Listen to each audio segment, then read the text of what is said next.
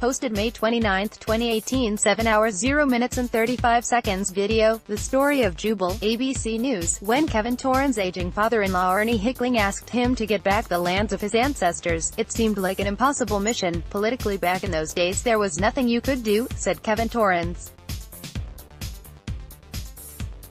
Mr. Torrens is a Wallabool man from the Bundjalung Nation on the New South Wales North Coast. It's the early 1990s, before the Mabo High Court case, when there was a doctrine of terra nullius, or no one's land, in most of the country. The Mabo decision changed that. It recognized that Aborigines and Torres Strait Islanders had a unique connection to country and prior rights, before the land was colonized. Mabo led to the Native Title Act of 1993, which provided a legal process for Indigenous people to claim land rights. However, that wasn't an option for Mr. Torrens. Only land not legally owned by someone else can be claimed under native title. The traditional country that Mr. Torrens wanted to claim near Tabulum in northern NSW was freehold land, occupied by colonizing settlers since the mid-1800s. Keeping his promise of 5 years after his father-in-law died, an advertisement in the local paper caught Mr. Torrens' eye. They'd set up this Indigenous Land Corporation, ILC, and if you could prove that if there was land that traditionally belonged to you, you could apply to this mob to buy that back, Mr. Torrens said.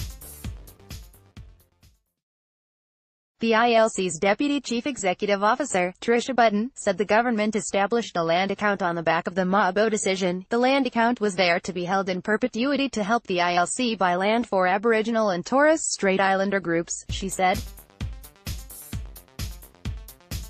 Blazing a trail. Spotting the ILC's advertisement was the start of 4 years of research and pen-pushing for Mr. Torrens.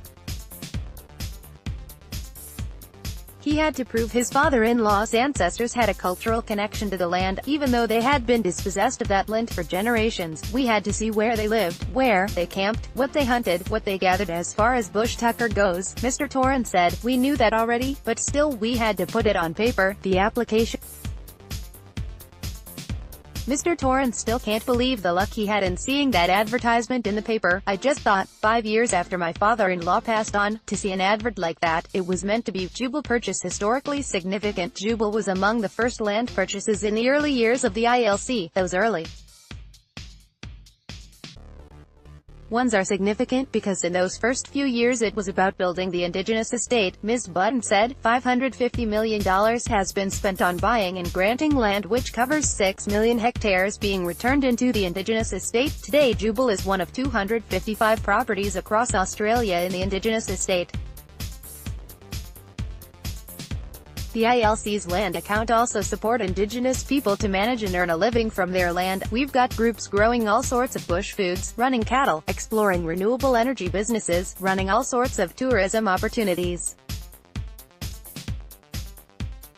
preserving and protecting cultural assets, Ms. Button said. There is a huge diversity of prosperity and opportunities that Indigenous people are realizing across their land. The future of Jubal, like many other properties in the Indigenous estate, Jubal runs cattle. Mr. Hickling's descendants also want it to be a spiritual sanctuary for Aboriginal cultural values and the Christian faith.